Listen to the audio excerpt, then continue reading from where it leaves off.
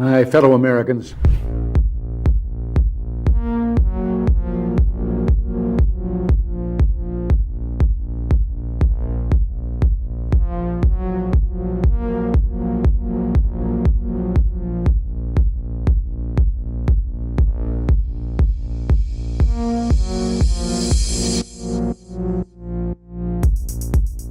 I can no longer remain in today's Democratic Party that's under the complete control of an elitist cabal of warmongers who are driven by cowardly wokeness, who divide us by racializing every issue and stoking anti-white racism, who actively work to undermine our God-given freedoms that are enshrined in our Constitution, who are hostile to people of faith and spirituality, who demonize the police but protect criminals at the expense of law-abiding Americans, who believe in open borders, who weaponize the national security state to go after their political opponents, and above all, who are dragging us ever closer to nuclear war.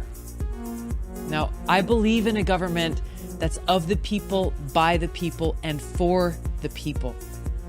Unfortunately, today's Democratic Party does not. Instead, it stands for a government that is of, by, and for the powerful elite. Now, I'm calling on my fellow common sense, independent-minded Democrats to join me in leaving the Democratic Party. If you can no longer stomach the direction that the so-called woke Democratic Party ideologues are taking our country, then I invite you to join me.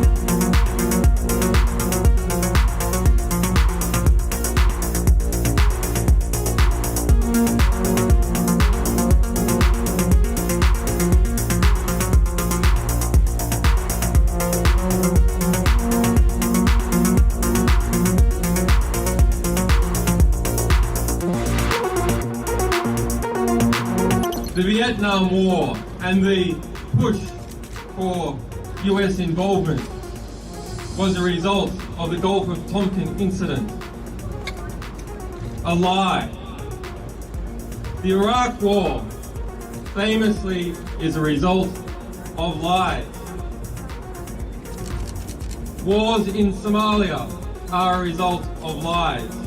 The Second World War and the German invasion of Poland was a result of carefully constructed lies.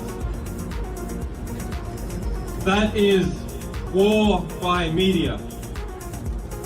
Let us ask ourselves, of the complicit media, which is the majority of the mainstream press, what is the average death count attributed to each journalist?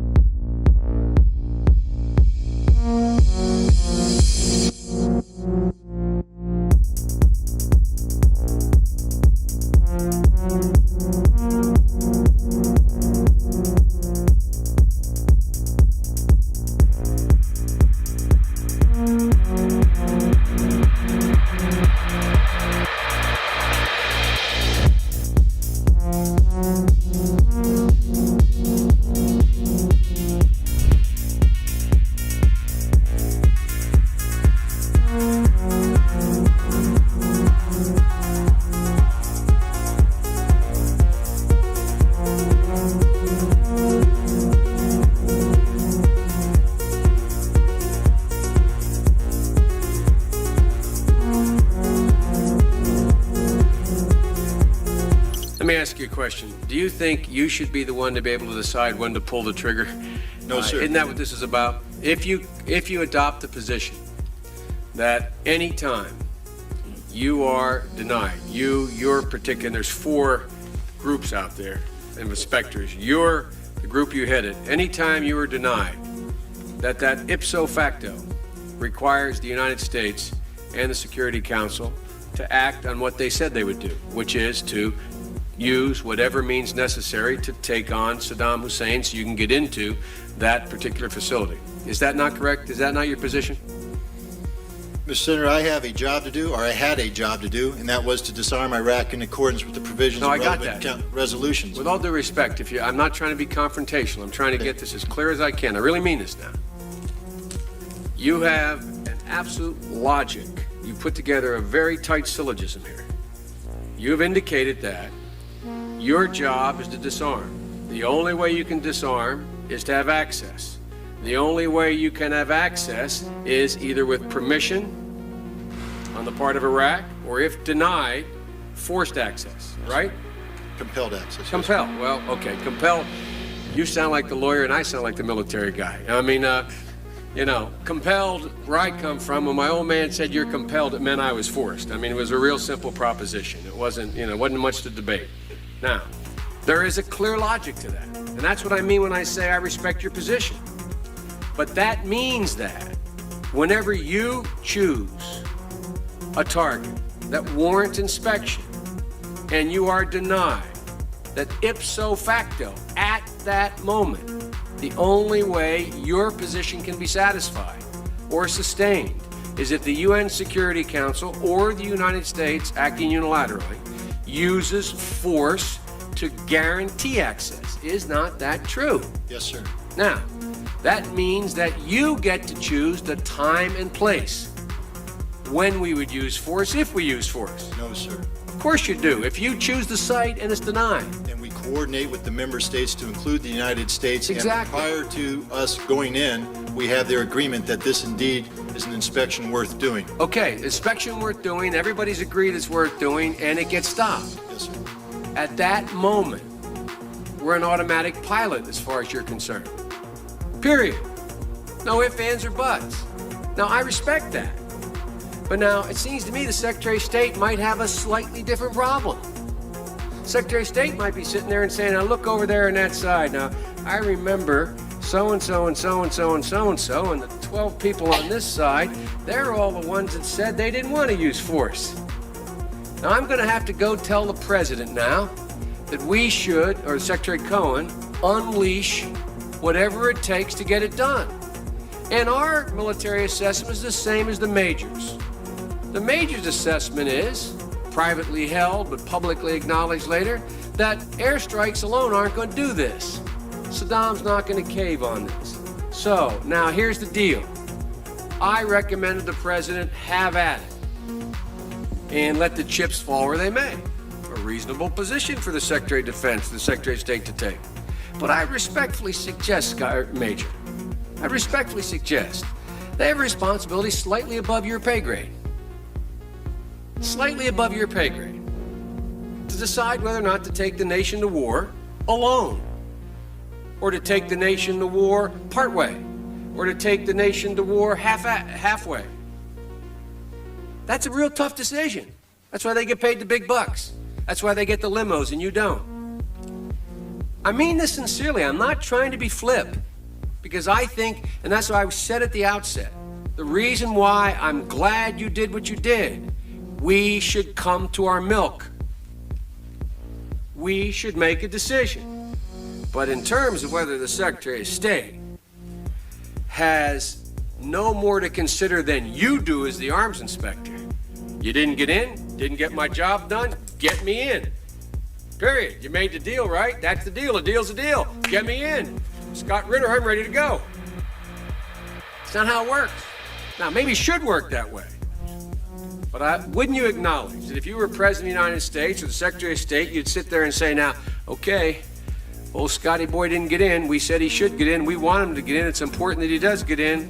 They're not going to let them in, so what are we going to do now? We know that France and Russia aren't going to be with us. We're quite confident China's not. We've already run those traps. They're not there. We're not sure where the United States Senate is, but have at it, boys. Go get them. And by the way, Scott and the boys say air power's not enough. I think it's a legitimate debate, Scott, Major. I think it's a legitimate debate.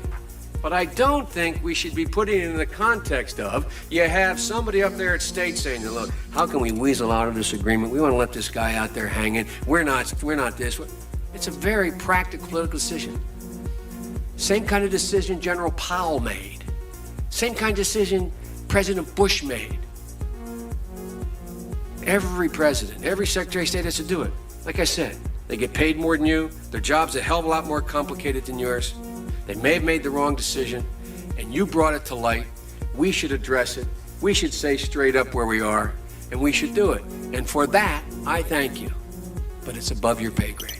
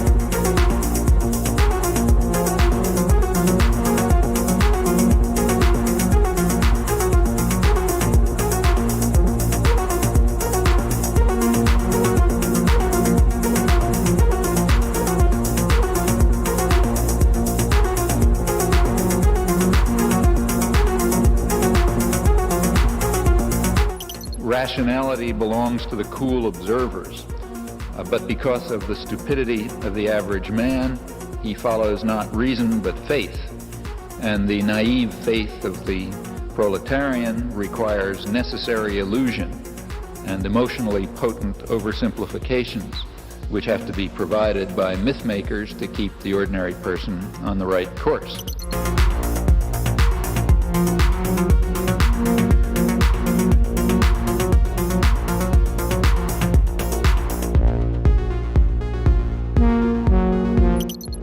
That I'm allowed to ask you this question is because today the federal court ruled that the government doesn't have the right to determine who is or is not a journalist.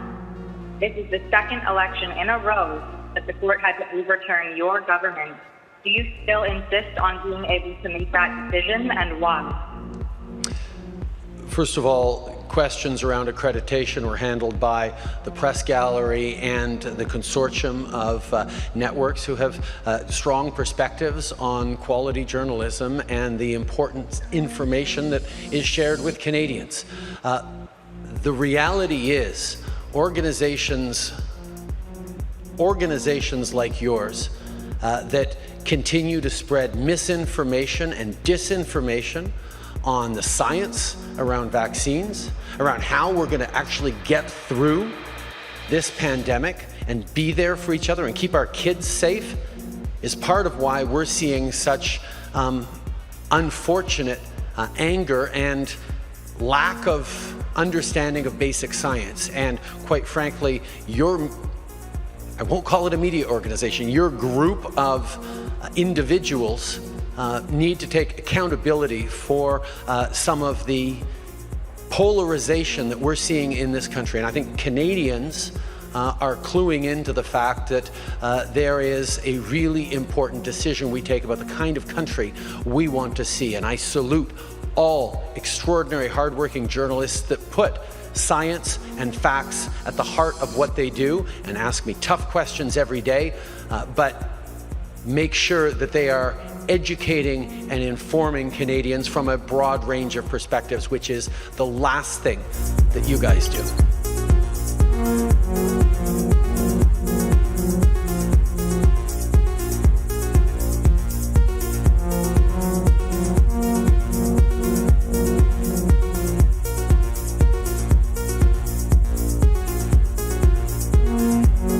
Killed a million people in Iraq. That is a separate... You killed 1 million people in Iraq.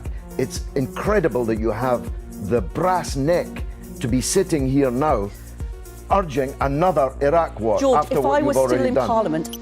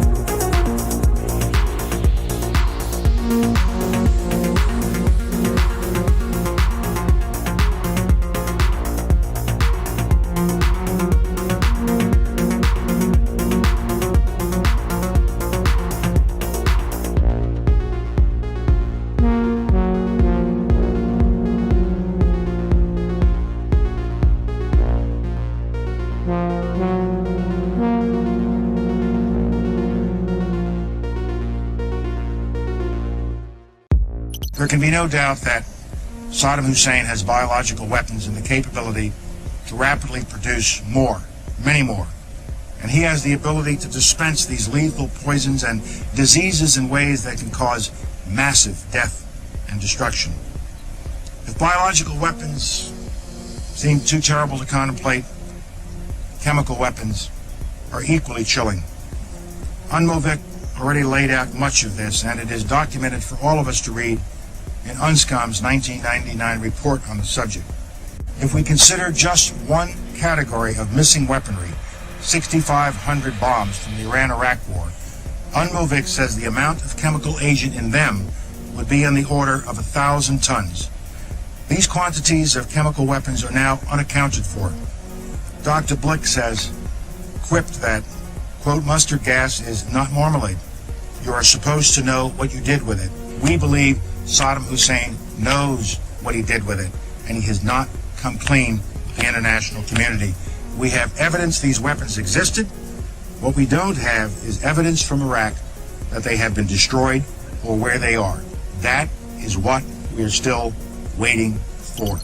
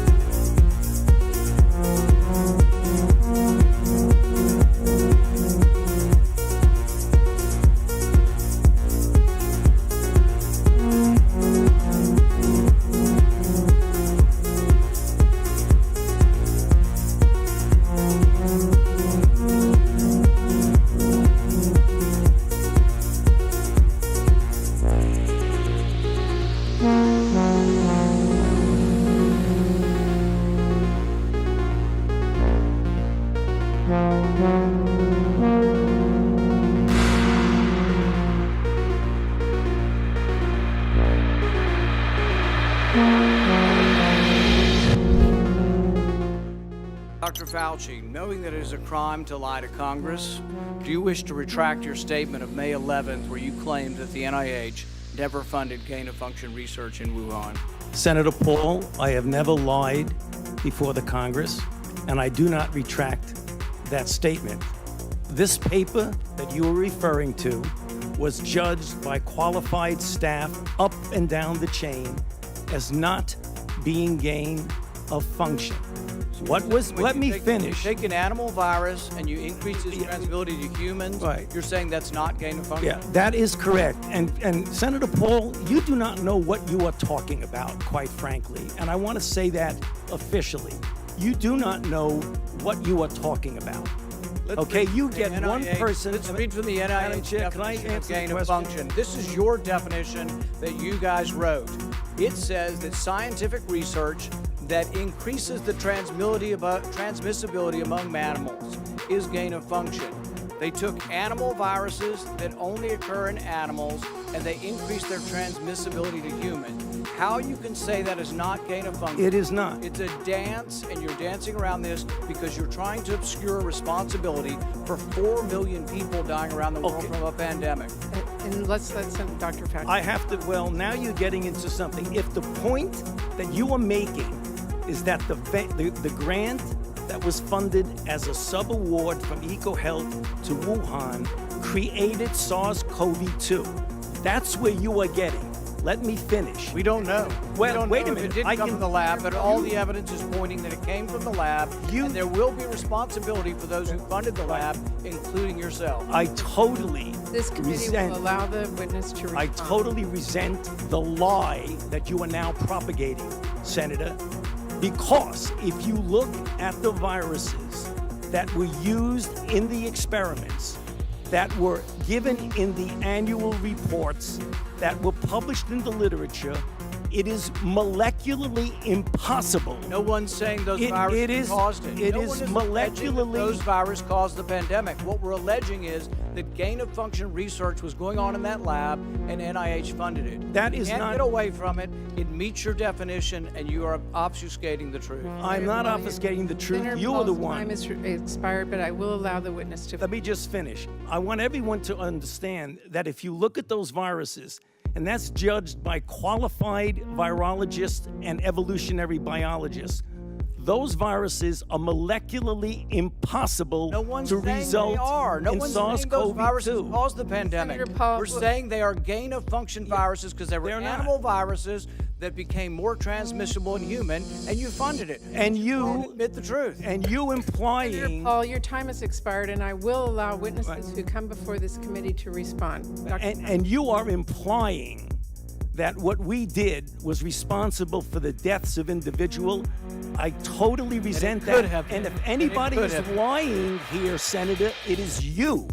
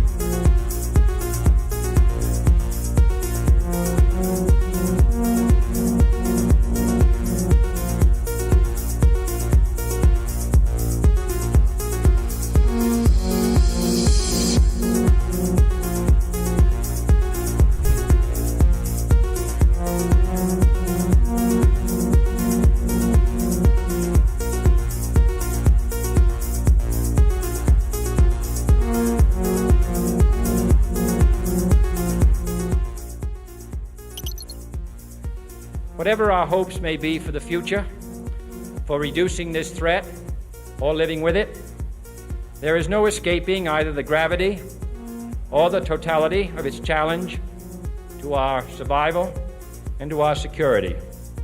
A challenge that confronts us in unaccustomed ways in every sphere of human activity. This deadly challenge imposes upon our society two requirements of direct concern, both to the press and to the President.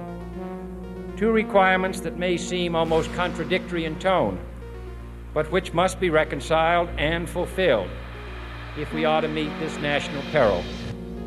I refer first to the need for far greater public information, and second, to the need for far greater official secrecy.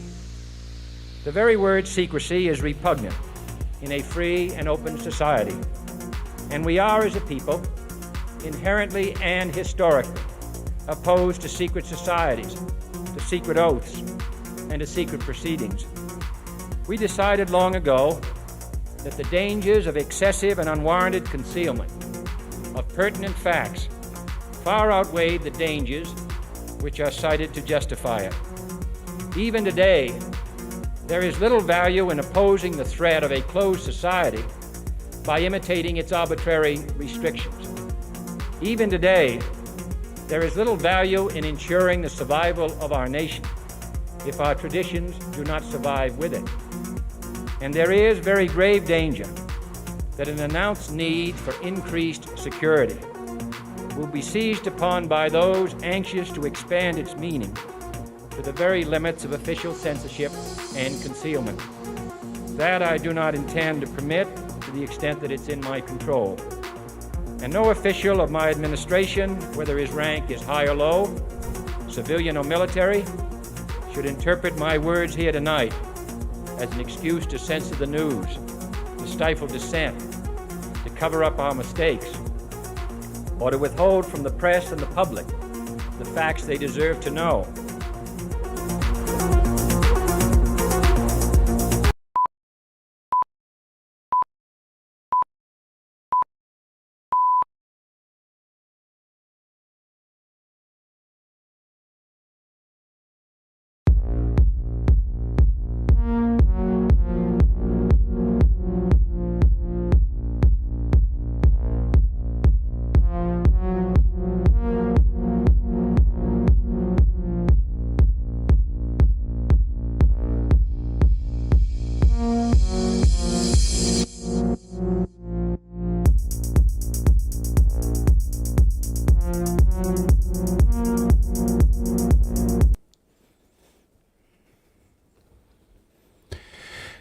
rebels. Welcome to the rebellion. Welcome into Redacted on this Thursday. I'm Clayton Morris. I'm Natalie Morris. And welcome to the show where we follow the truth wherever it leads us, covering the stories the mainstream media largely ignores. And many of these stories might make you uncomfortable. That's the point.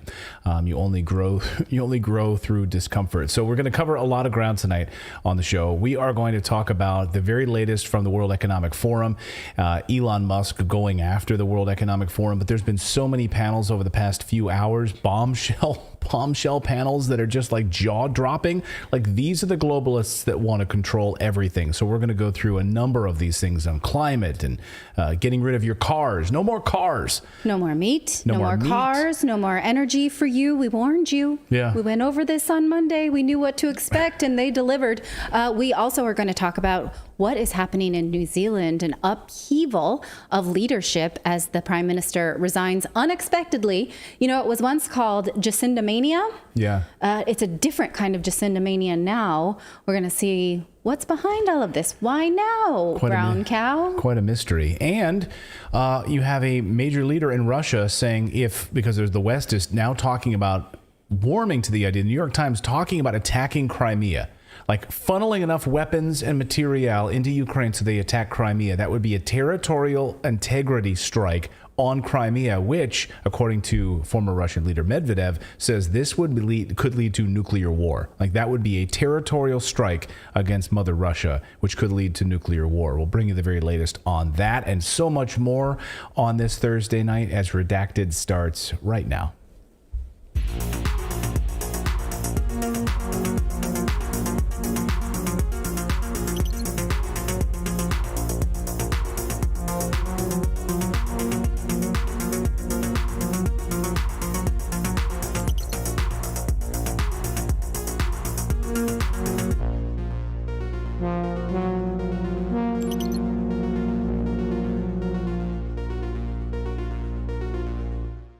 All right, so I just used the expression, it's like, how now, brown cow, right? Yeah. Mm-hmm. Okay, so I wasn't calling anybody a cow. I didn't mean that to come off that way. I just wanted to make it clear. Okay. I don't call people farm animals. I don't think anyone thinks you're... Okay, yeah. all right. You don't have to If I hurt apologize any for that. cows' feelings, I'm sorry. I don't want to start off on that foot. No cows were harmed in the filming of this episode. I think you mean hoof. A hoof? Start off on the wrong hoof? Yes. We're just hoofing it tonight. Welcome everyone to the big show. Philip, there we go. I was trying to find there it goes. Okay. Sometimes on my monitor here, if you're looking on the two shot, I've got this giant wraparound monitor and something like disappeared. And then we've had all these weird tech issues lately because of Mercury retrograde, and then there's like thunderstorms. Mercury Station Direct. Oh, okay. So now we've got like you hear the thunderstorms? I wonder if you can hear the rain on our hot tin I do roof. hear the rain. Yeah. I just saw lightning on the window behind you. Yeah, a new subscriber. So anytime we get a new subscriber to the channel, we're getting close to 1.65 million subscribers. So if you subscribe, your name will pop right up here on the big screen tonight. We are live Monday through Thursday at 4 p.m. Eastern time. So welcome. And this is what once a month I like to make this public service announcement. We have a 30-minute show open intro.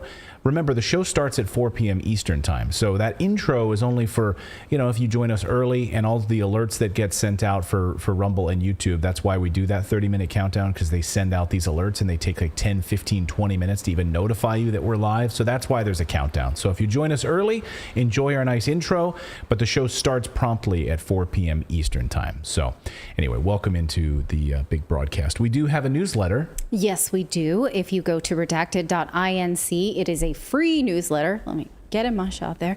And you just put your email address in. We will send you an authenticating email. You will click said email, and then you're off to the races. This is a newsletter that is an accompaniment of this show. You'll find a lot of the stories that we talk about here and a whole lot more. We work really hard on it throughout the day, and then we work on the show in the afternoon. So we hope you subscribe. It's also a way for us to communicate with you because we are, at the mercy of big tech censorship. Not those of you on Rumble. Those of you on Rumble, we're censorship free. But we appreciate wherever you're coming to us from. And remember, it's a free newsletter. So tell your friends about it. Have some fun with it. Redacted.inc, not .com. People sometimes message me like, I can't find the newsletter. I've been going to redacted.com. I don't know what the hell redacted.com even is. But it's not ours, unfortunately. It's not ours, but it's redacted.inc, Redacted Incorporated, so check it out.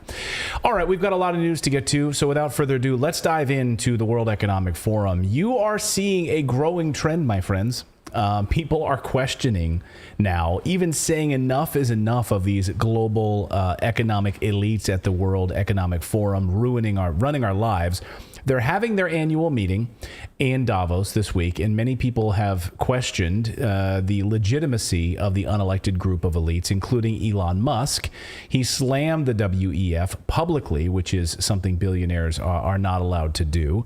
And he sent a series of tweets out over the past few hours, slamming them. You're not allowed to do this if you're a billionaire. He said the World Economic Forum is increasingly becoming an unelected world government that people never asked for and don't want.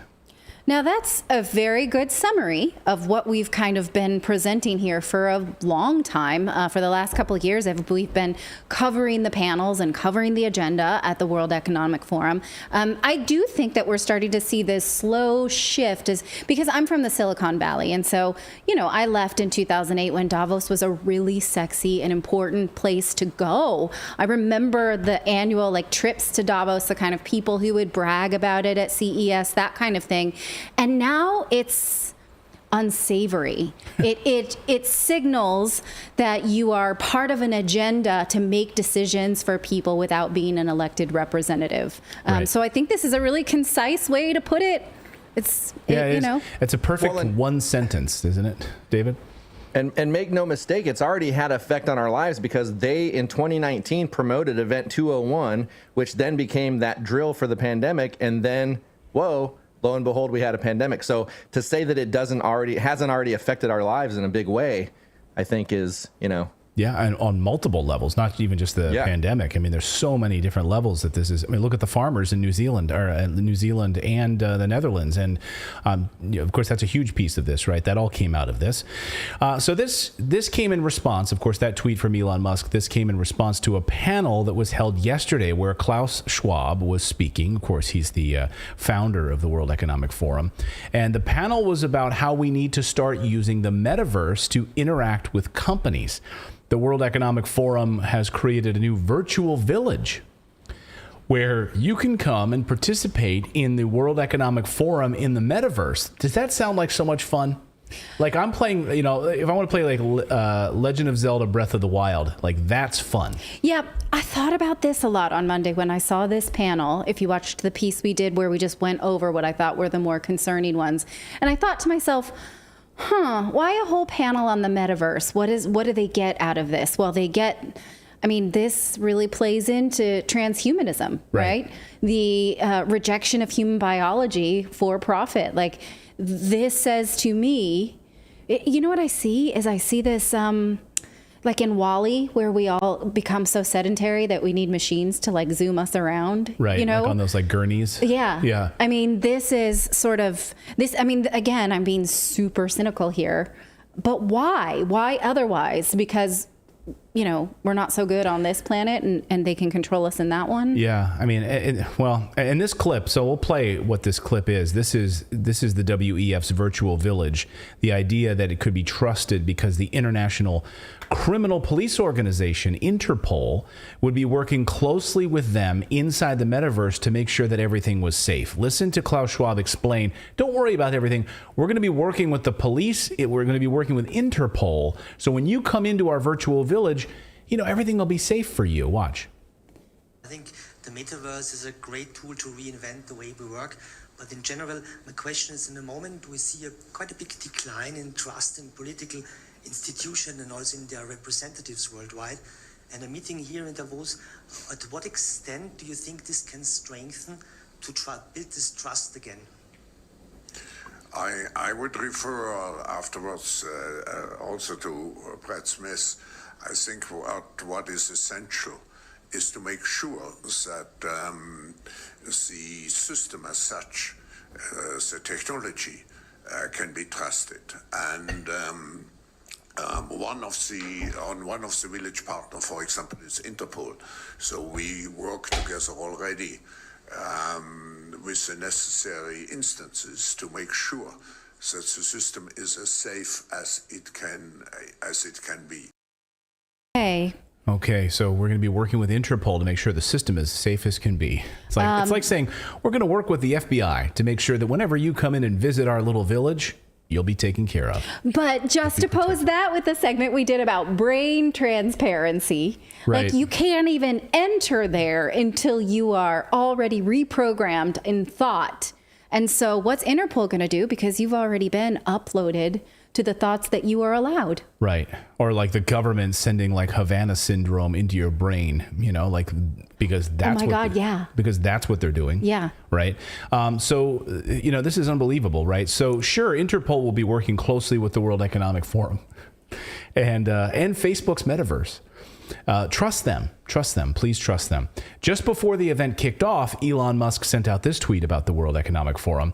I guess there's value to having a mixed government and commercial forum of some kind. The WEF does kind of give me the willies, though, but I'm sure it's fine. Russell Brand calls it the capitalist Coachella. Just having fun out there. But again, I do think now, I think in the next few years, every time we do these segments, I think I'm going to read that book, Davos Man. I haven't yet, but you know, the archetype of this like controlling behind the scenes cabal, I do think will be something that they won't do this in the open. And in 5 years, this will just be so frowned upon that no one's going to show up to Davos. No, it'll be so secretive, and that's what we're already seeing. I mean, I think we are winning. I think that's the story here, is that we are winning by having people like Elon Musk calling this out, and by having reporters, you know, folks at True North and Rebel News and others doing great work, like going there trying to get answers, even though they're getting kicked out, and they're doing their best, right? Because now we have this awareness, this annual event.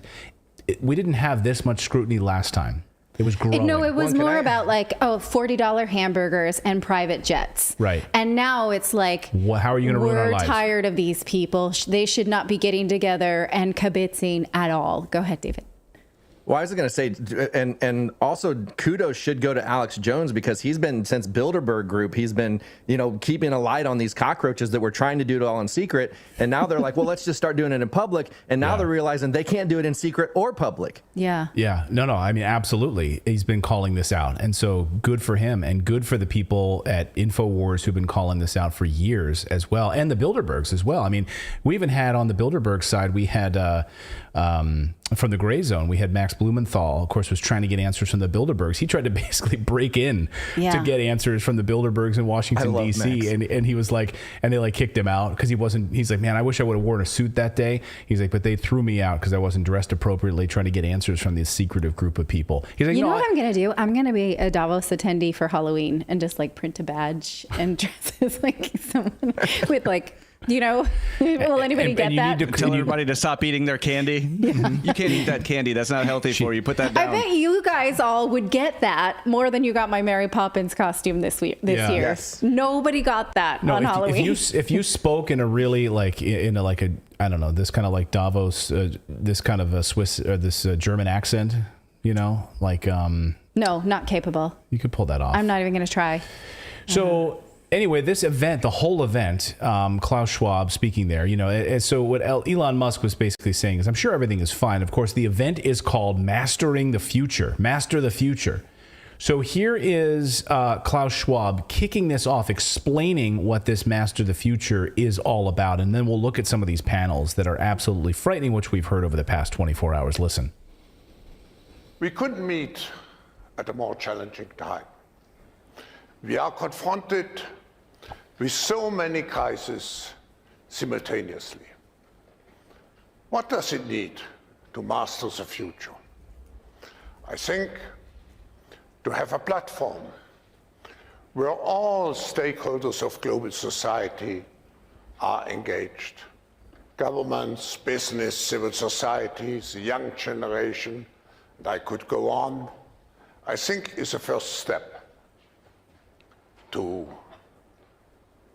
meet all the challenges. So a couple things there, right? We couldn't be meeting at a more difficult time, right? A difficult time right now. These, he's talking about all of these crises, right? FYI, these crises aren't natural disasters. These crises were created by you. Yes. You, the people in that room, the global recession due to the printing of money, the fake climate crisis that's forcing farmers off their land, right? With draconian nitrogen rules. The energy crisis, because you're trying to eliminate hydrocarbons and fossil fuels. You instigated a war with Russia by attacking the Donbass in eastern Ukraine for 8 years. So all of this created by these guys. We couldn't be meeting at a more difficult time.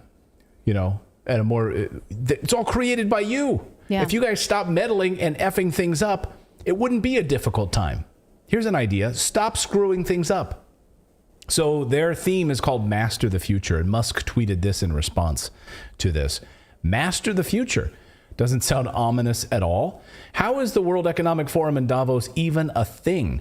Are they trying to be the boss of Earth? Yes. Yes, they are. Masters of the universe. So real journalists are being kept away from the panels, of course. Real journalists. They're cordoned off so that corporate media like CNBC, Bloomberg, the Wall Street Journal, the New York Times, get front row access to sort of promote the World Economic Forum, but not ask any tough questions, really facilitate this event, you know, to kiss their butts. Otherwise, they won't be invited back. They get access, right? So real journalists, independent journalists, have been forced to get interviews out in the freezing cold as these globalists make their way between meetings and panels. Just watch as a Japanese journalist, Masasaku Gana, confronts Klaus Schwab to try to get some answers. And when he asks what media organization they're from, and when she explains that they're independent media, he just turns around and keeps walking. Oh, you're not part of the corporate media? Then I can't talk to you. Watch. Chairman Schwab, I'm from Japan. May I ask you for... I'm from Japan. Yeah. And may I ask you for a comment? No, we're on our way to the next thing. We're a bit late. I can just walk with you and then ask questions. I think we're gonna rush actually. But thank you. I'm just gonna walk with you and ask you a few questions. No, we're gonna rush. We're gonna rush away from you. Thanks very much. Which media are you with? I am an independent journalist from Japan. No, thank you very much. Yes. I have to ask. Thank you. Not. Oh, I have time to stop and ask you, what media organization are you from? But I want to ask just one question. I only take softball questions, sorry. Oh, sorry. And she's like such a sweet, I can just walk and ask you. Yeah, we're not. Thank you. No, sorry, we're in a big rush. We've got so many things tonight. But for us, but thank you. It's very precious moment. I know. Yeah. He's got so many people stopping that if he were to stop for everything, we win. That's the unfortunate. So I'm very sorry, but thank you. But thank you for trying. Do you know the voice that worry about globalism? Thank you.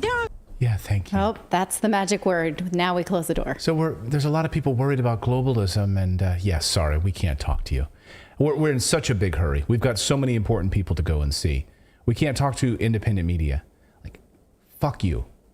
Clayton. Screw you.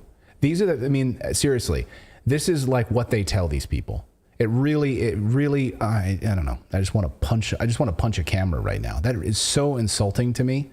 Like, you hear from these PR people, if we stopped and talked to everyone.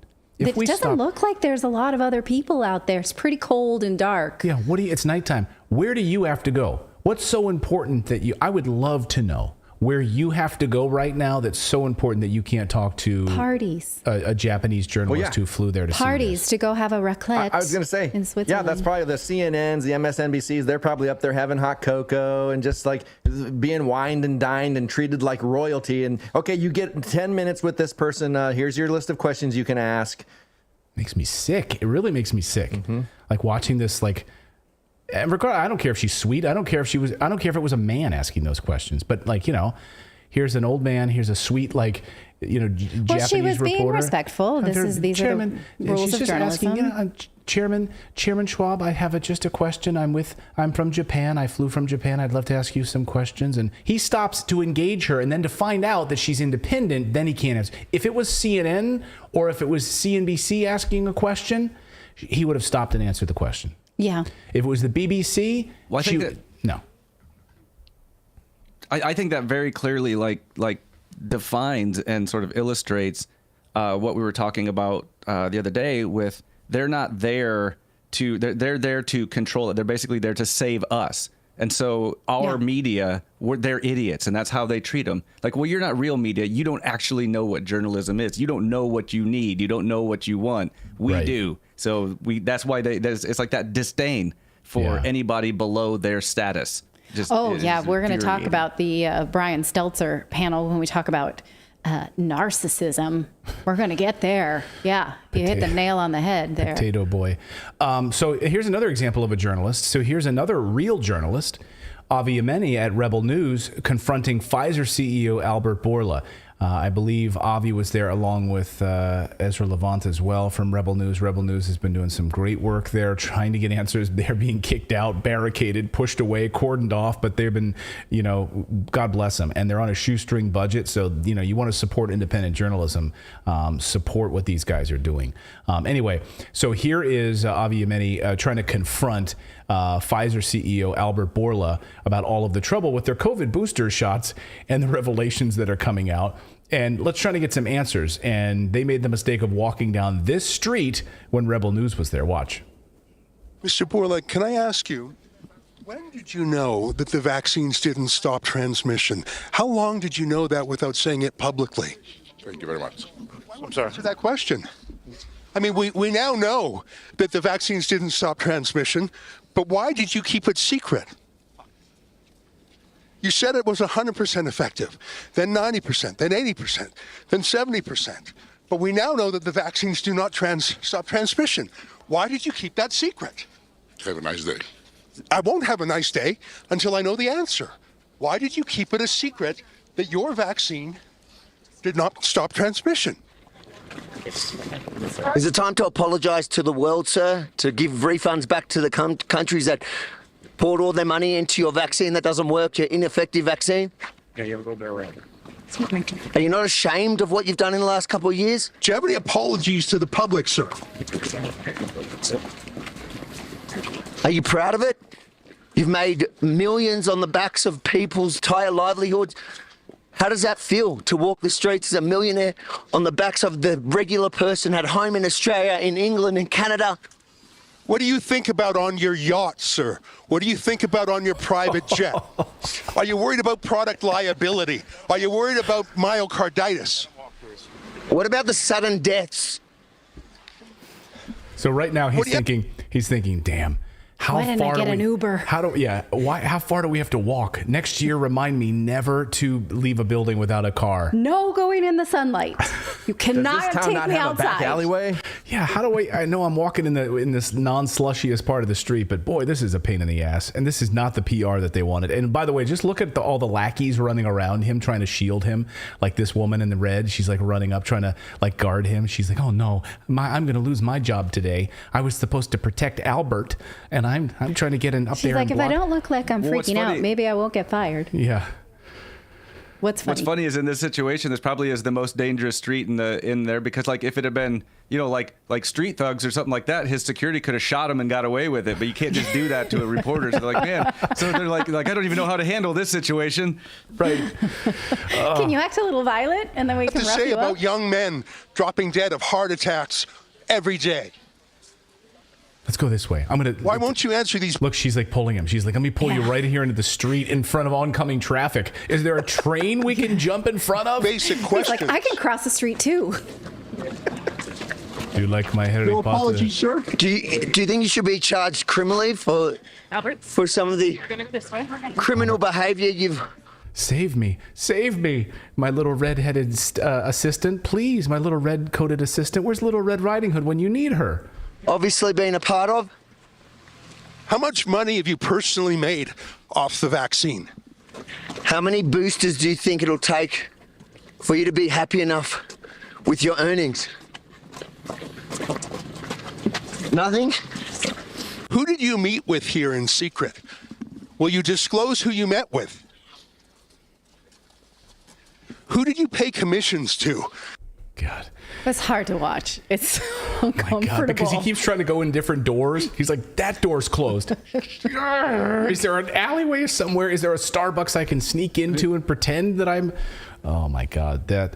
So the World Economic. He's obviously never had to walk anywhere, so because he doesn't understand how streets work. Right. Yeah. He's like, wait, what are these things? Are these called sidewalks? What is this? So the World Economic Forum in Davos has reminded us how we need to stay vigilant and protect our families against these global cabal of tyrants. They had plenty of cringy panels to master the future, which of course is their name of this event. So here are just a few of the stunning highlights. Now, you remember Brian Stelter from CNN. He was CNN's lead purveyor of disinformation and misinformation. He was recently fired from CNN. Well, he's back as part of the World Economic Forum, hosting panels on disinformation. Watch. The clear and present danger of disinformation is our conversation here this afternoon. It follows a session just now about disrupting distrust, and of course those are connected, so I hope that's where we can start. I'm Brian Stelter, formerly of CNN, now a fellow at Harvard University. A reminder that the hashtag is WEF23. We can try to put some real information out into the world to make up for all the crazy. Because we are the ones who get to say, you guys, what they say is wrong, but what we say is right. So let's all use our voices. Drown out there. We are the arbiters of truth. And he gets in these little digs like he's like, we're clearly the sane ones in this insane world, and all those people out there are so crazy. This panel right here, all of you elites in this room, you guys are the sane ones. It's like when narcissism and condescension, like have a baby, converge right into a potato like into this. that guy. Mm-hmm. So I get it. So if you can afford $10,000 or whatever the tickets are, if you can afford that amount of a ticket or whatever, then your voice matters. If not, then it doesn't. Oh, I think it's like $45,000, just entrance fee. Because I was reading, I was reading some of the comments of the Daily Mail, because a lot of the readers of the Daily Mail were not happy that Elena Zelenska was there. They said, how can you get on a plane to go there? How can you have the time for this? How can you have the designer clothes? How can you get away during the war? This is like an elite cush event. You know, it sort of invalidates your war rhetoric. She's in Paris buying $40,000 stuff, and then she's here in Davos. Like, who's footing the bill for this? And they were some pretty funny comments actually on the Daily Mail coverage of her speech there. Yeah. And they were asking who paid for this, because it's upwards of $45,000 entry. Wondering if that was comped. Yeah. So do other war-torn countries get comped entry? Because I didn't see the First Lady of Ethiopia there, or Yemen, or Syria. I'm just wondering where they were. So let's get back to Stelter here. So just to be clear, Brian Stelter, one of the biggest purveyors of disinformation in the world, is CNN. Remember CNN? Mm-hmm. From their work to push the war in Iraq, to fake gas attacks in Syria that they pushed, Barbara Starr, their star reporter, pushing those fake stories, to the current war in Ukraine. CNN is, of course, on the vanguard of pushing fake news. That's what they do. This fake news is handed to them by the intelligence state and then promoted and parroted on their network every single day. This is how it works. Brian Stelter was their media critic, and he even hosted a show. He was the watchdog that was supposed to keep the media honest, right? Remember, he hosted a show called Reliable Sources, which is just hilarious to me. And when he was confronted about his hypocrisy on disinformation, misinformation, specifically about Russiagate, by a highly educated student, here was his smug response. Hi, thank you for coming. My name is Christopher Phillips. I'm a first year at the college. My question is for Mr. Stelter. You've all spoken extensively about Fox News being a purveyor of disinformation, but CNN is right up there with them. They push the Russian collusion hoax. They push the Jussie Smollett hoax. They smeared Justice Kavanaugh as a rapist, and they also smeared Nick Salmon as a white supremacist. And yes, they dismissed the Hunter Biden laptop affair as pure Russian disinformation. With mainstream corporate journalists becoming little more than apologists and cheerleaders for the regime, is it time to finally declare that the canon of journalistic ethics is dead or no longer operative? All the mistakes of the mainstream media, and CNN in particular, seem to magically all go in one direction. Are we expected to believe that this is all just some sort of random coincidence, or is there something else behind it? It's too bad. It's time for lunch. You have 30 seconds. No, I mean, there's a clock that says 30 seconds. But I think my honest answer to you, and I'll come over and talk in more detail after this, is that I think you're describing a different channel than the one that I watch. But I understand that that is a popular right-wing narrative about CNN. I think it's important when we talk about shared reality and democracy, all these networks, all these news outlets have to defend democracy. And when they screw up, admit it. But when Benjamin Hall, the Fox correspondent, was wounded in Ukraine, the news crews at CNN and the New York Times stopped what they were doing, and they tried to help. They tried to help him get out of the country. They tried to find the dead crew members. That's what news outlets do. That's how they actually do work together, to your question about sharing those kinds of connections and trust. We don't talk about it enough, though. We don't share that reality about how that happens. And with regards to the regime, I think you mean the President Biden. The last time I spoke with a Biden aide, we yelled at each other. So that's the reality of the news business that people don't see, that people don't hear. They imagine that it's a situation that simply is not. But I think your question, it speaks to the failure of journalism to show our work and show the reality of how our profession operates. We have a lot of work to do, I think. The lack of humility there makes my skin crawl. Yeah. Oh, is it lunchtime? Because, I need to eat. There's no self-referencing there. There's no responsibility. There's no, you know what? Clayton and I, we sit here and we talk over the weekends and we talk about, like, are we being responsible with the things that we cover and the way that we're doing it? The inability to do this is so apparent with that answer. We should all, anybody who dares to have a microphone, who dares to broadcast themselves, needs to take responsibility and needs to continue to say, I can be better than. And I reject that wholeheartedly. Yeah. Does anyone know if he actually did go over after the fact and talk to the kid? Like, was that ever verified? I think it was. Yeah, I think they did verify it later, because I think this kid then ended up becoming a guest on another show and said that they did talk about it, but it made him feel no less, better about it, after that. Right.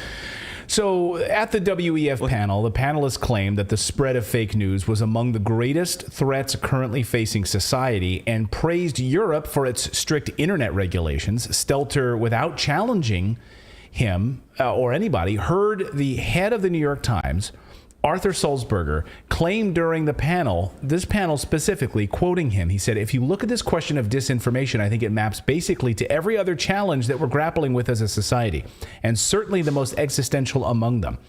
What it attacks is trust, he said. He continued and then went on to claim that those who invoke terms such as fake news and enemy of the people were following in the footsteps of repressive regimes such as Nazi Germany and Stalinist Russia. That's the head of the New York Times is saying that. Just a reminder, the New York Times created fake news that led us into the Iraq War and cost 1 million lives. So they get up there and get to lecture us about journalism and free speech and what it means to spread fake news. The word fake news is essentially unattributed and verified reports of attacks in Ethiopia leading to warfare. We've covered that many times. Right. Unverified reports of attacks in Ukraine on civilians. Right. They run with that all the time. So they can take that and shove it straight up their ass. Right. So they are the biggest purveyors of fake news. So I guess his words are that, they're just as bad as Nazi Germany then when they're spreading this. I mean, that's the New York Times. They're awful. And then, of course, also on this panel, we had an EU commissioner saying, we will have, in the United States will absolutely soon have censorship, where we will eliminate certain levels of speech. Like, that's going to be the move. I think I have the direct quote here. You sent it to me earlier, but on that very same panel, did you guys have that? Yeah, we were all talking about it in the. There it is. Oh, yeah. We'll soon make hate speech illegal, says the EU commissioner. So that was, of course, she was on that very same panel. So the United States will soon follow Europe in implementing laws against so-called hate speech. That was already introduced along racial lines. That was in the newsletter this morning that Right.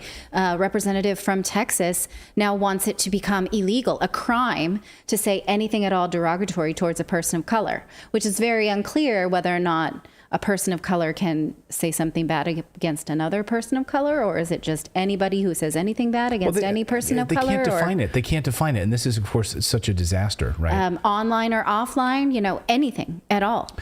So other panels took place, including climate panels. Climate czar John Kerry was there to tell us that the only way to combat climate change is by spending trillions of dollars that we don't have for a phony plan to push us into solar panels.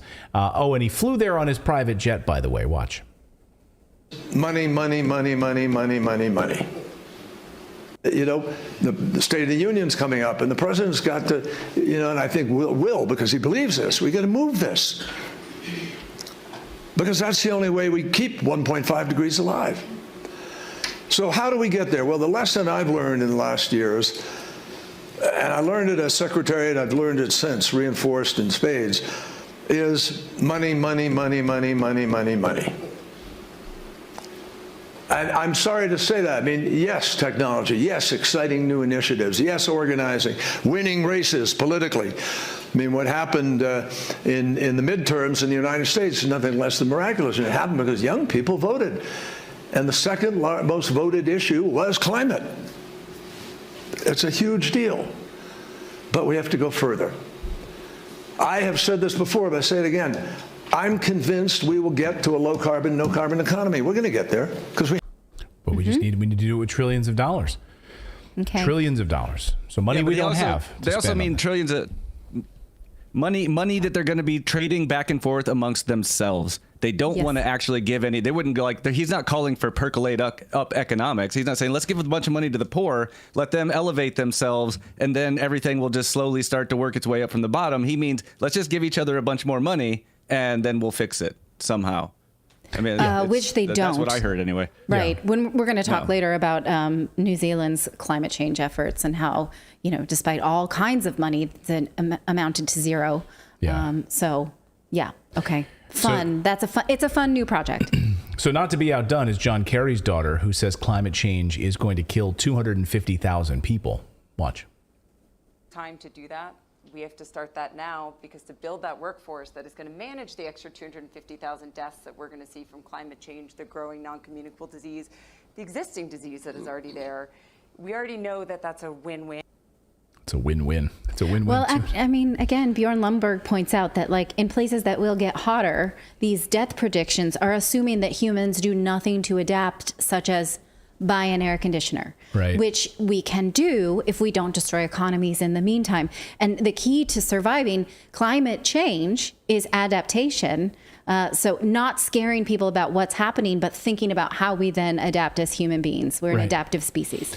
There is no climate catastrophe. That has been disproven. There absolutely is climate change that we as humans will need to adapt to. So, either you stand there like quicksand, or you do something like buy an air conditioning.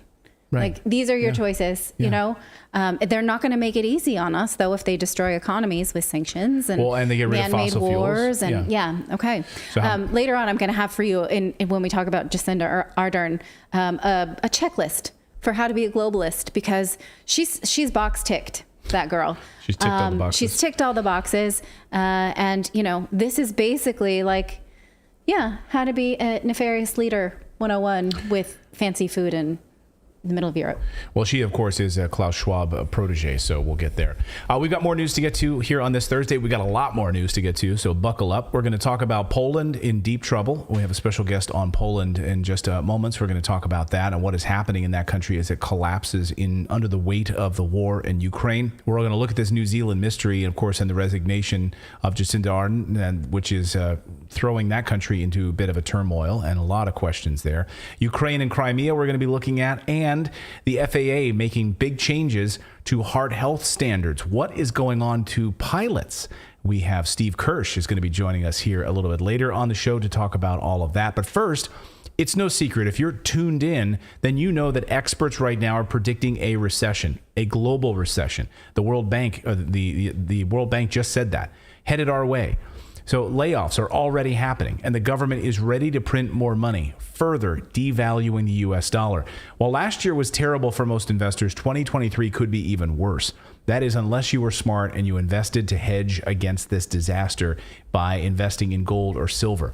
And if you were protected, you know, the thing about investing in gold and silver, it's not about like exploding your wealth, like suddenly you're going to double your money overnight. No, it's a wealth preservation tool. And for 4,000 years, it has sustained, just like real estate. Gold, silver, and real estate for 4,000 years have been a hedge against disaster, collapse of governments, collapse of fiat currency, which is the currency that powers governments.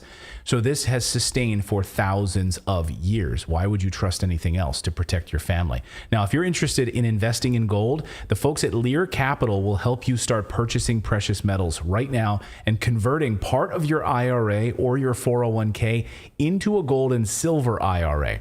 So you can call Lear Capital today at the number on your screen.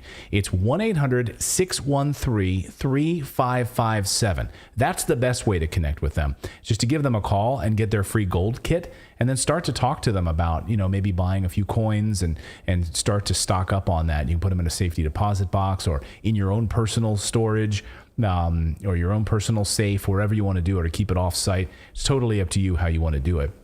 Again, 1-800-613-3557, or you can visit their website by going to Redacted.com. Again, Redacted.com. Well, is the country of Poland collapsing under the weight of the war in Ukraine? According to reports, the largest fighting force of non-Ukrainians fighting in Ukraine are the Poles. Poland has been funneling tanks, weapons, large numbers of troops into Ukraine, but the government is keeping quiet about what's happening. Mike Krupa is a columnist, a historian, host of Votum TV. He's been covering this story deeply, and he's joining us today from Poland. Mike, welcome to the show. Great to have you here. Great to be here. Welcome, everybody. So, you know, there's a lot of, I think, ignorance about this topic. When we've covered Poland here on the show, we've gotten so many Polish viewers who have said, thank you for telling this story. We're not getting this information in Poland. The government is being quiet about it. The media is being quiet about it. Why is this story about Poland, just at a high level, being kept quiet? And then we'll get into the nitty-gritty of what's happening. Well, I think the fundamental problem is that not only the government-run media, especially the state-run television, the TVP, but most of the private media that are sponsored by, some of them at least are sponsored by American capital, they're all in the same on the same terrain of opinion, if you will, when it comes to Ukraine. So they're basically saying the same thing, that Vladimir Putin is a dictator, that Ukraine is a beacon of democracy, and the only way that we can end this war is bring peace by sending more weapons to Ukraine. That's the basic line that's coming from the mainstream. So thankfully, we have the internet, we have YouTube, we have Rumble, we have alternative sources of information. More and more people are reaching out and starting to say to themselves that, you know, this war has been dragging on since February 24th.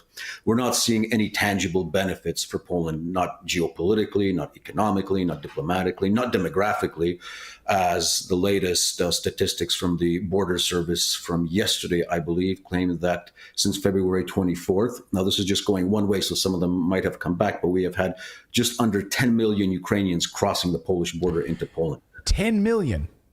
10 million. Now, that doesn't mean that there are 10 million Ukrainians in Poland, but these are just the crossings coming into Poland. So some of them have left, some of them have went more west, further west. However, it is estimated that right now, as we sit here today, there are about 5 million Ukrainians in total in Poland. And that includes the large population of about 2 million that were already in Poland before the war, working as immigrant labor in our factories and our corporations and so on and so on.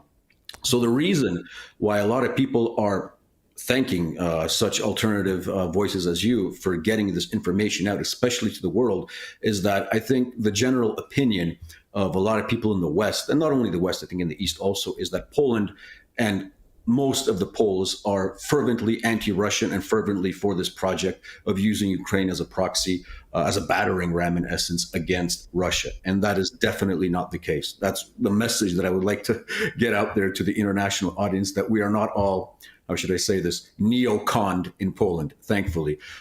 It's definitely a trend in the big cities, among NGOs that are paid from Western sources, among our government, which is shilling for the globalist elites, which are having their little sabbatical right now in Davos, and people who have this ideological fixation that believe that Poland's destiny is to fight Russia until the end of time.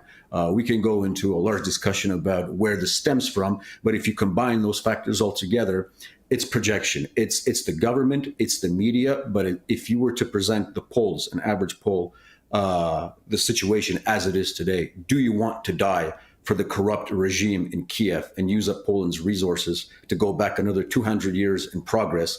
The majority of Poles, the typical Kowalski on the street, will tell you, hell no. And yet it's happening, isn't it? I mean, this is what we're seeing. So they'll say hell no, but this is what's happening. Can you talk a little bit about actually what's happening, what resources, what troops, what are the people of Poland suffering under right now that is pouring into Ukraine?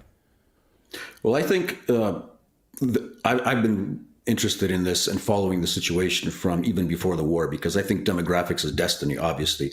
Now, the major issue in Poland right now, in terms of what everybody is seeing, is that you're hearing Ukrainian and Russian everywhere in Poland. So we're sort of becoming a multicultural state for the first time after 1989, whereby you have NGOs, the media, and politicians saying that it's something positive for Poland to be a binational, sort of Ukraino-Polish project. And nobody has ever signed up for this. There was never any election on this, any referendum. It just happened after, basically overnight after February 24th, where we're hearing politicians speaking, well, you know, we can have more and more Ukrainians in Poland. Maybe we can even erase the border between Poland and Ukraine. There are suggestions going in that direction, and somehow geopolitically rebuild the Polish-Ukrainian Commonwealth as a bulwark against Russia, financed by NATO and obviously by the United States. So this isn't a message that's being stated the way I just said, but there are sort of there are hints at this from a lot of these politicians, that anybody that is complaining against this huge influx of Ukrainians, rich or poor, refugee or not, because after February 24th, we had a wide open border, so anybody could come in. Right now, some controls have come back, but for example, we have information from the Polish Ministry of Social Works that there's a lot of Ukrainians in Poland that, for example, are abusing the social system, just like, you know, illegal immigrants in the States. So they're taking money in Poland and they're going back to Ukraine, even though they're claiming they're refugees while crossing the border. So there's a lot of this craziness going on. So I would say this project of flooding Poland with millions of Ukrainians, that's the first problem we have to work out, because that'll destroy our national identity. It'll destroy the state, and it'll bring back conflicts that are very reminiscent of what we had before World War II. I mean, the history of Poland and Ukraine is not is not a sweet history, to say the least. So that's one thing. The other thing is we have signed up as a state to be, not only are we a NATO stooge, but we are also the most mad of the NATO stooges, so to say, in the sense that we are actually calling, if we are to believe a recent report by Der Spiegel, for an active campaign to weaken Russia, which aligns obviously with what Lloyd Austin said when he was in Poland in April, that our goal in Ukraine is to weaken Russia to the extent that she will never be able to do something like this again. However, the government in Poland really wants to take this a bit further and actually escalate. Now, you asked also about Polish soldiers in Ukraine. I can't give you figures for now because we simply don't know. I know that there's a lot of volunteers from Poland that have gone to Ukraine to fight. They have been brought back. Their deaths have been announced publicly. However, if we are to believe Russian sources on the other side, and there are many independent voices saying this, the Chechens, the regular Russians fighting over there, that when they turn on the radio comms, they're hearing a lot of Polish chatter, not Ukrainian, not Russian, but Polish chatter. And what's funny, I think Scott Ritter yesterday on his Scott Ritter show, when he was talking to an American expat living in Russia, he said that when he was on the front, they noticed that during Catholic Christmas, so around 24th, 25th of December, there was basically a pause in fighting. Whereas, the Ukrainians have Orthodox Christmas, which is a week later. So they they knew that the guys on the other side weren't Orthodox Ukrainians, but because you had the pause, they were most likely Roman Catholic Poles celebrating Christmas. Wow. So you're hearing all of this chatter on the radio, so much so that Russians are reporting the people we're hearing, it's not Ukrainians anymore. The Ukrainian army largely decimated, as we've been covering here on the show. So, of course, you're having, from the reports that I'm seeing, one of the largest contingents of foreign fighters in Ukraine are Poles. What is the response among the average Polish citizen about this? And when they report these death figures on the news, do they? How much? What are they actually saying about this?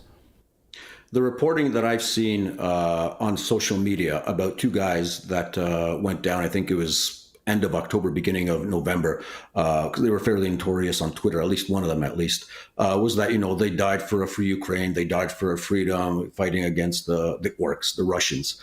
But if you look at the commentaries below such posts on social media, I would say about 80% of them are negative, in the sense that a lot of people are saying, hey, nobody forced him to go there. He was a volunteer fighting for a foreign cause. He was a mercenary. He wasn't a soldier. He doesn't deserve, any national pride, any national honors going back to Poland, because he wasn't a soldier of Poland. So, if you're a soldier of fortune, if you're a mercenary, well, that's your choice. But don't call this deed heroic, and don't start making, creating these legends around these people that they were somehow fighting for Poland's freedom, when in essence they were fighting a NATO proxy war against Russia. Let's just call it what it is. So at least from what I see in the social media sphere, people, now I can't obviously differentiate who's a troll and who's not a troll, but generally speaking, the attitude is negative, that we shouldn't be making these guys into heroes because they weren't dying for any identifiable, real Polish national interest. You mentioned the fraught relationship between Ukraine and Poland. It's been difficult. Anne Reid, I want to read a quote from Anne Reid's book, Borderland, on this and see if you agree with this. We'll put this up here on the screen, where she says in her book, Ukraine's relationship with Poland is difficult and contradictory. For 500 years, they shared a common history, first under the Polish kings, then under the Russian czars. But like rival siblings, they define themselves more by their differences than their similarities. Poland, glamorous and self-dramatizing. Ukraine, inarticulate and put upon. Ukraine resents Poland for hogging the limelight. Poland resents Ukraine for stealing its lines. Ukrainians, like the Irish, rebelled against their Polish landlords at every opportunity. Poles, like the English, responded with a curious mixture of affection, scorn, and fear. Does that sum it up? Anything you would add or detract from? Basically, I'm obviously biased, although I hail from a region of Poland, Subcarpathia, which was heavily Ukrainized at one point, in the sense that you had a lot of neighbors living next to each other, especially in the interwar period. Now, an important note, because before World War II, we didn't have such a term as Ukrainian. The people that we identify as Ukrainian today were actually called Ruthenians from Rus, from Ruthenia.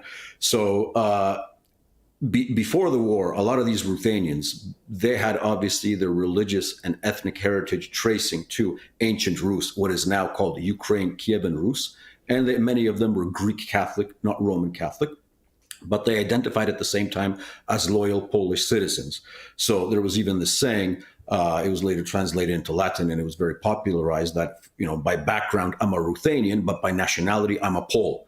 So you can combine those two identities into one and still remain a loyal citizen of the Republic. However, in the 1930s, and obviously the culmination was in 1942, 1943, the Ukrainian nationalist movement, headed by such people, such vile people as Stepan Bandera, unfortunately, with the help of Nazi Germany, created a movement and an ideology whereby separating Ukrainianism from Poland and from Russia became one of the main goals, to create this great Ukraine, Wielka Ukraina, something that would be an independent entity, and that would take away what they claimed were historic Ukrainian lands from the Russians as well as the Poles. So unfortunately, people like Bandera instilled a lot of bad blood between the Poles and the Ukrainians. It's worth mentioning, obviously, the Volhynia massacres, where over 100,000 Poles were slaughtered in ways that not even the Germans and the Soviets could have invented. I highly recommend.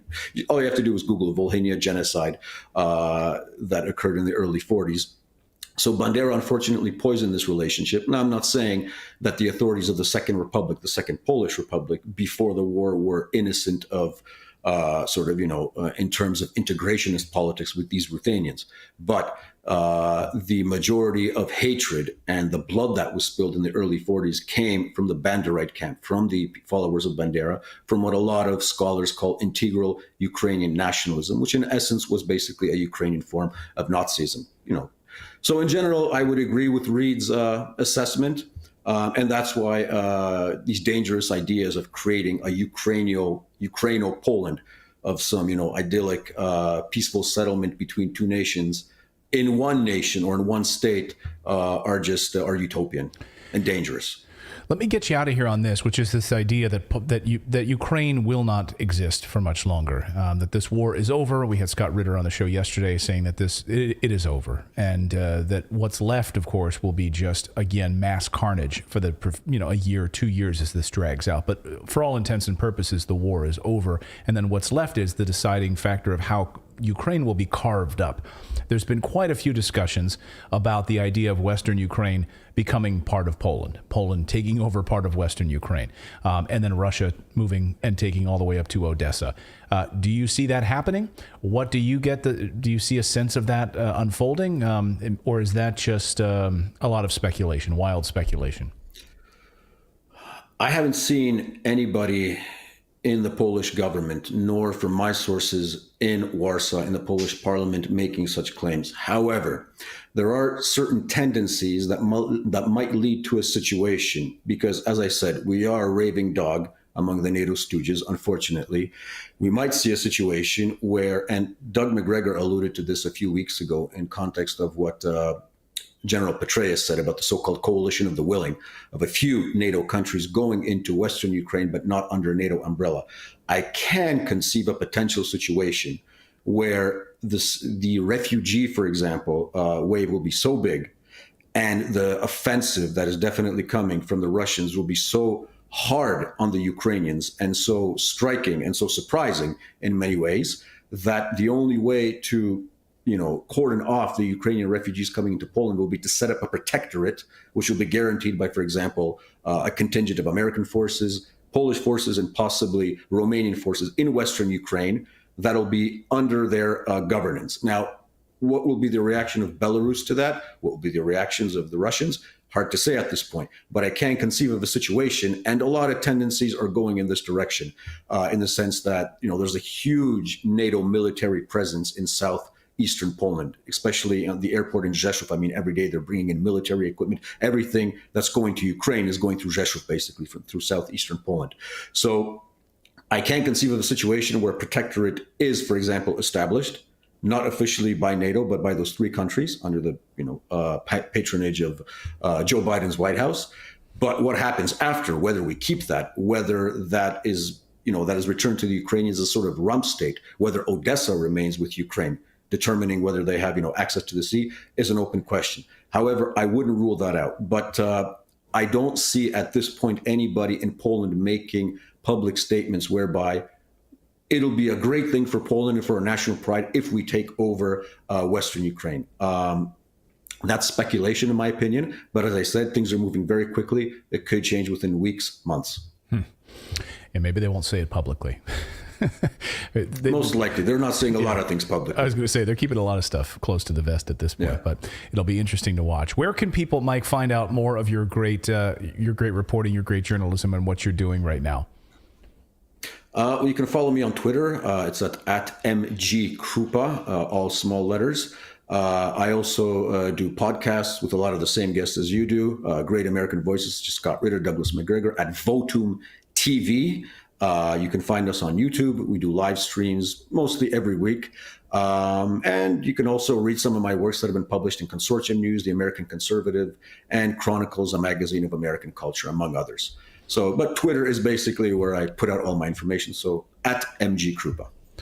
Wonderful, Mike. Well, thank you so much for joining us. Great insight, and we will continue to stay on this story and continue to give light to something that I think is deeply important and quite frankly been silenced. So thank you for all of your great coverage on this as well. Thank you. Have a good day. Thanks so much, Mike. Really appreciate it. And thanks to all of you for engaging on this, because it's such an important topic that's not getting any coverage in the mainstream media at all. What's happening right now in Poland, a total disaster. Yeah, and it's great to give perspective to this, especially because the mainstream media likes to paint Poland as this sort of willing participant, as cannon fodder, and you know, The who people would don't want it. that? The people don't want it. Who would vote for that? Yeah, especially with your family, with your lives. Yeah, it's really troubling. So thanks to Mike for that. And we will continue to follow that story in Poland. We got more news to get to. We're going to talk about the craziness in New Zealand in just moments, what happened there to the resignation of the prime minister. We're also going to look at what's going on in Crimea, because, boy, are we about to see a major offensive from the Western forces, NATO forces, into Crimea, which could, of course, spill into nuclear war. So we'll look at that. And we're also going to look at the latest on the FAA and the pilots and these new HART standards. Steve Kirsch is going to be joining us on that story in just moments. But let's head down to the Kiwi country. All right. Well, New Zealand Prime Minister Jacinda Ardern announced her resignation suddenly today. Yeah. It was not expected because she had indicated as recently as Christmas time that she would run again. Here is her tearful announcement this afternoon.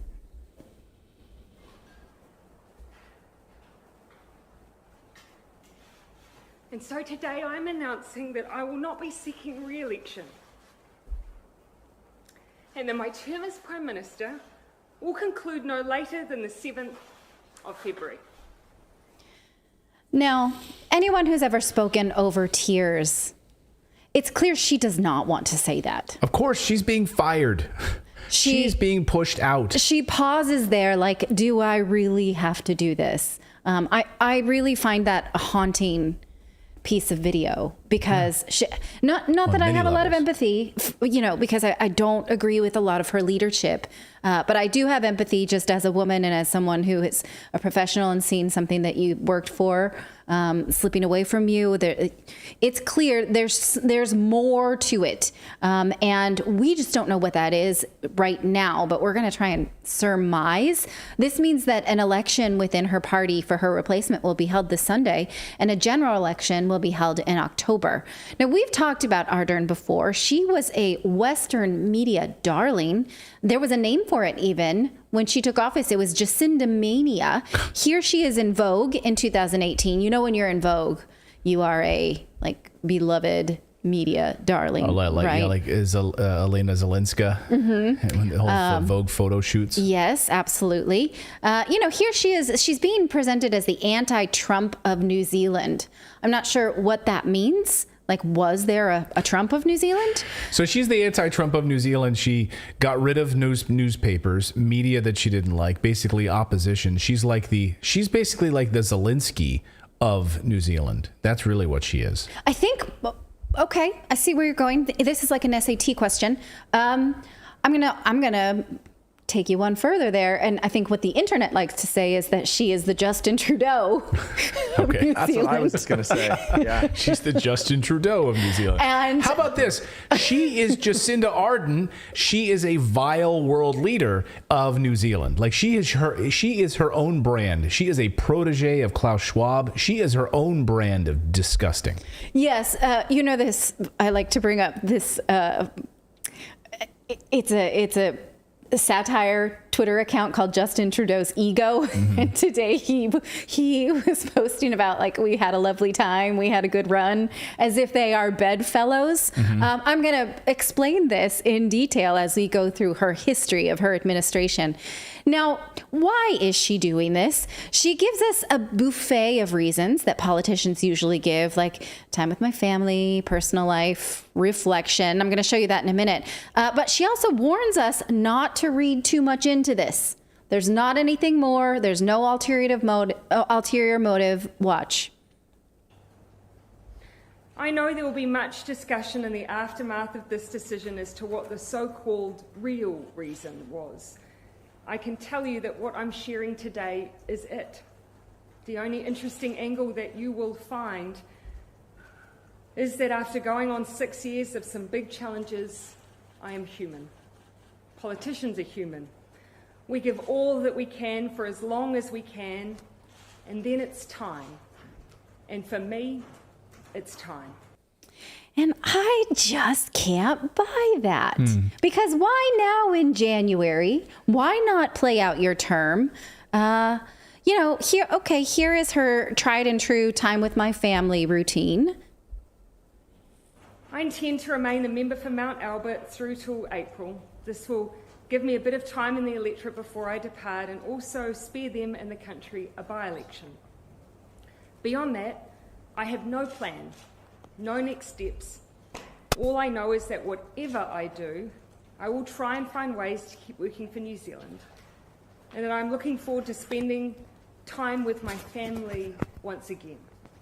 Arguably, they're the ones that have sacrificed the most out of all of us. And so to Neve, Mum is looking forward to being there when you start school this year. And to Clark, let's finally get married.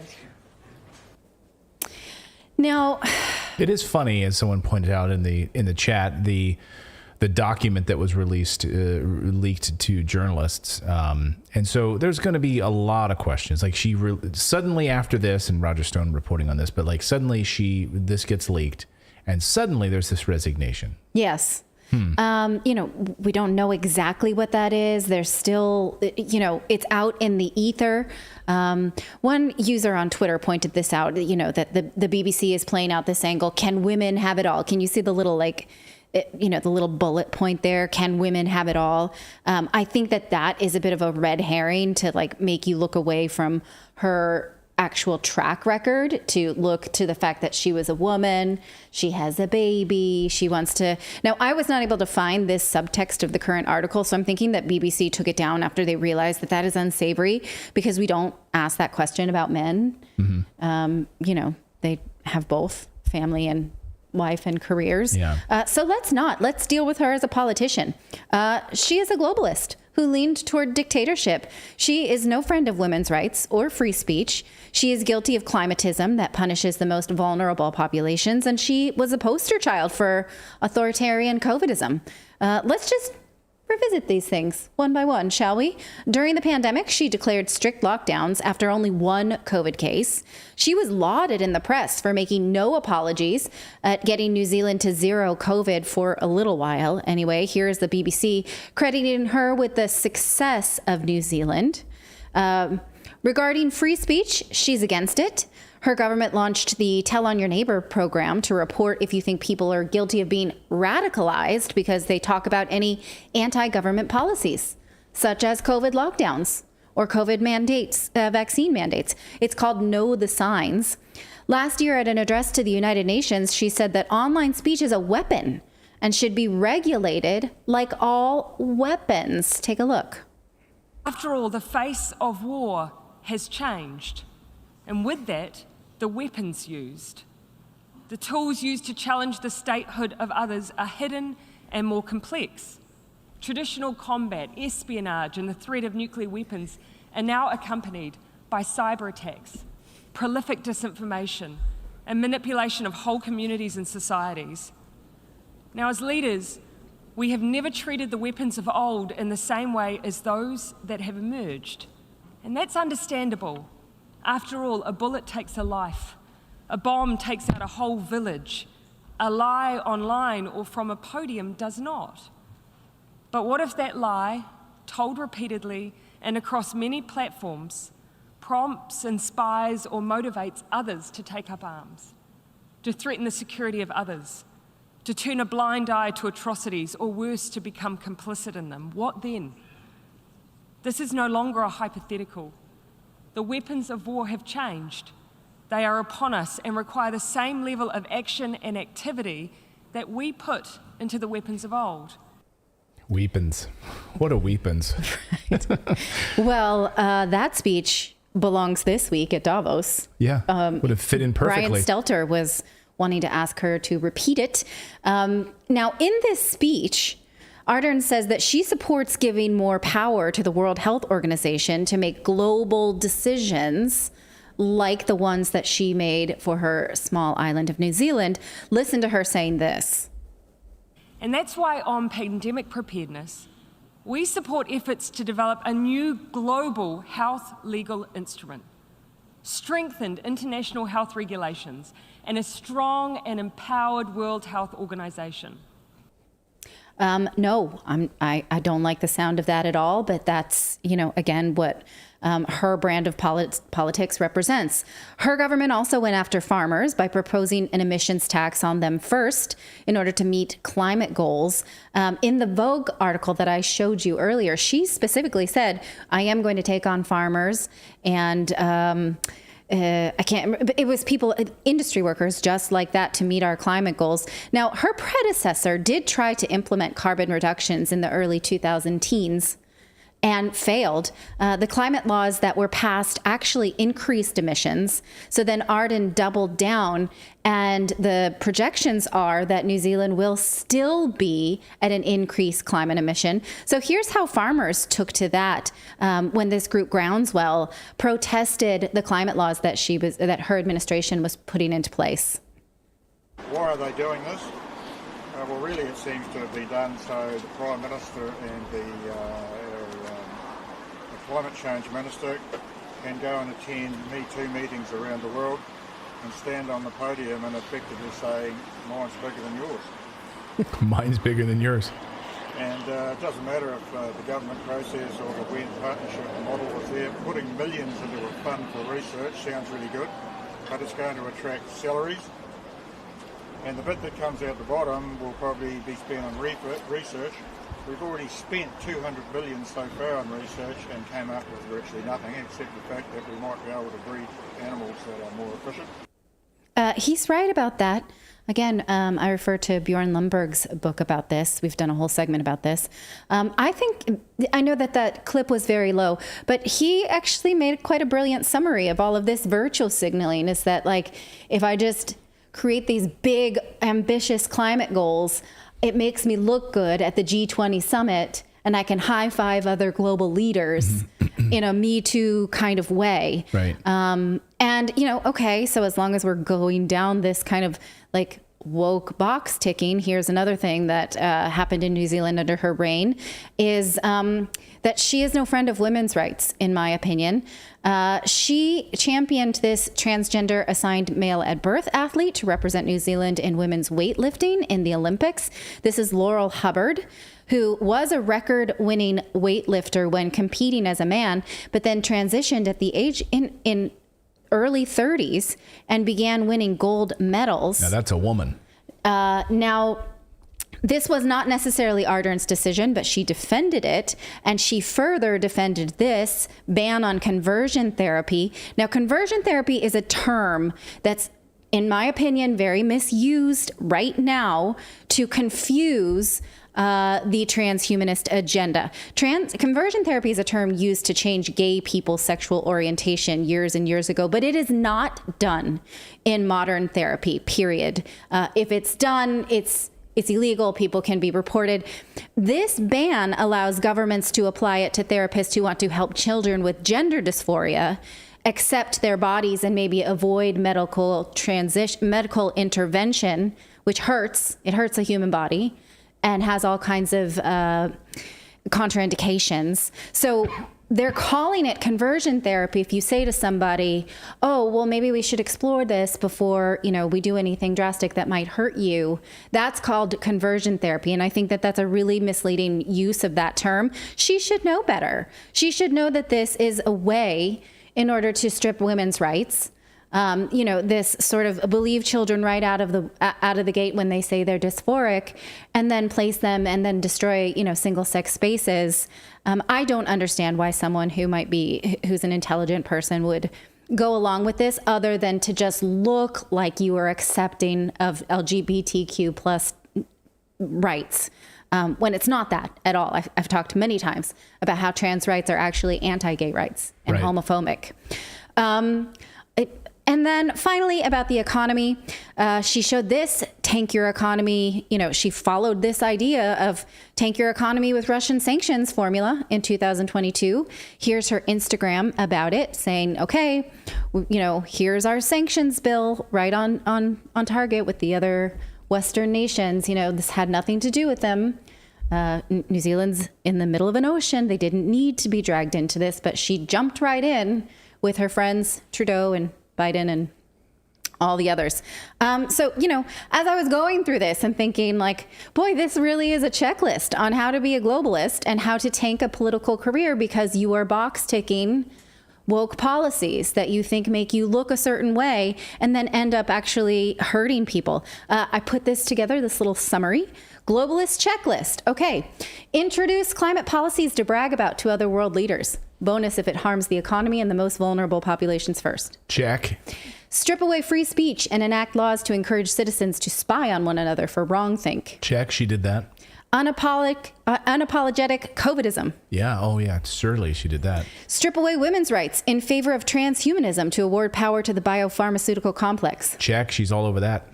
Take sides in a war that's not yours. Copycat Western sanctions. Tank your own economy while so doing. Check, check, check. Yeah. Did I miss anything? This is how you destroy your own country. So you. This is like you think it's good for you politically, and then it's not. And it destroys your own country and makes you into a global economy, and that's what you want. That's what they want. They don't want nation states. Go ahead, David. I think they should take the timeline, and take your checklist and put it against Trudeau and put it against the ones they're still allowing to be in power and see which one she didn't abide by. And because it's like if Trudeau finally doesn't abide by one, we'll see his tear-felt apology retirement letter or whatever. The dark list. That would be the dark list. Yeah. Like we got to work on the ultimate list. We got to figure out what the total list is when you compare it to everybody. Yeah. No, I like that. We'll go find it. Did I miss anything, you guys? What she did. When it comes to, I don't think so. I mean, these are the things that really make people uncomfortable with current world leaders. I don't think I saw enough about gender on there, though. Well, women's rights is the bottom, the second from the bottom. Yeah, but I feel like there should have been a little bit more focus on misgendering people.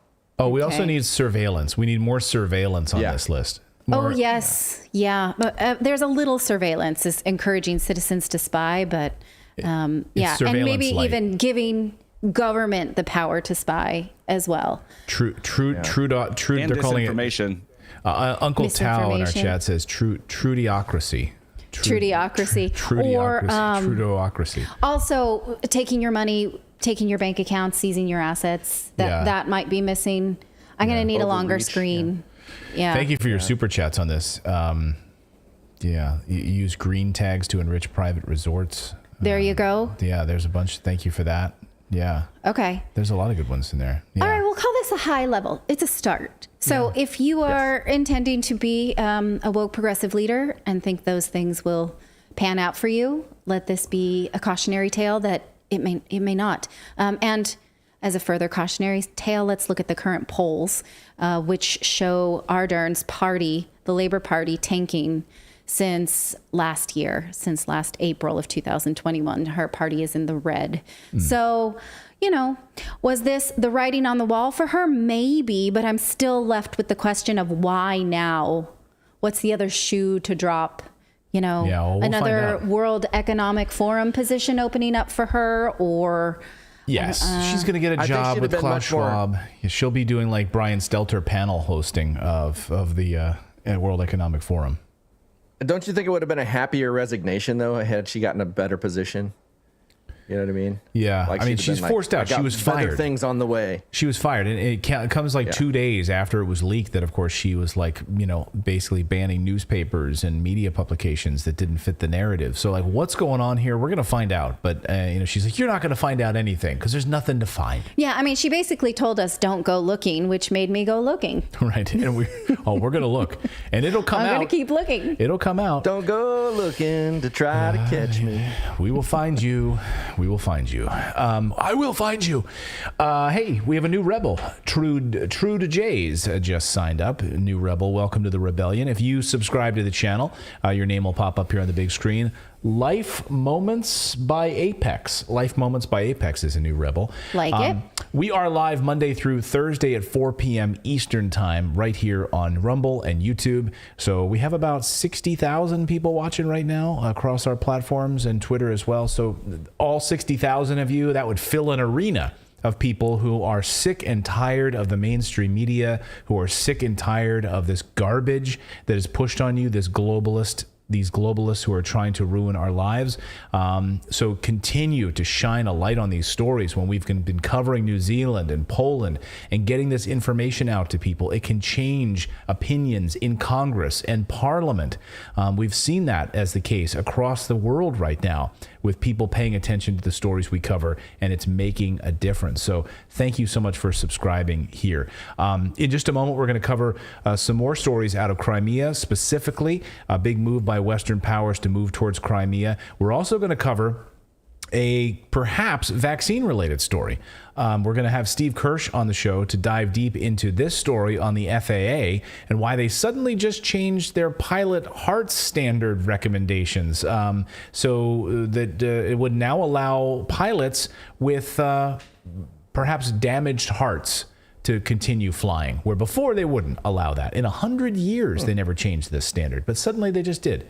So we're going to have Steve Kirsch on to talk about that. And we're going to do that on Rumble, because Rumble is a censorship-free platform, and we cannot talk about certain stories here specifically on YouTube. So all of you watching on YouTube right now, mosey on over. The stream will continue. We're going to continue our whole full live stream over on Rumble. If you go to rumble.com/redacted, that's the place to go. Rumble.com/redacted, and our stream continues there. We have, I think, about 20,000 people on Rumble watching us live. So come on over. Oh, I hear the audio in the background there, guys. David, you're playing back. You're playing back there, David. I don't know if you hear the browser playing in the background, David. There we go. There we go. Before we move to Rumble, I want to tell you about our friend. Okay, thank you. Before we move to Rumble, I want to tell you about our friends at Moomoo, because Moomoo just updated their earnings calendar feature in the Moomoo app globally. Now, this feature synchronizes financial reports and releases schedules with a user-friendly interface. Moomoo provides clean-cut, bite-sized analysis pieces covering about 25 of the most popular stocks in the United States and Australia, and what to expect on upcoming earnings. You can join their 19 million plus like-minded users in discussions under these topics, exchange ideas and insights. And now you could actually help you could add US and Australian companies' earnings release dates to your calendar right now. So you can sign up and get 15 free stocks as well. If you go to redacted.inc/Moomoo. Again, go to redacted.inc/Moomoo.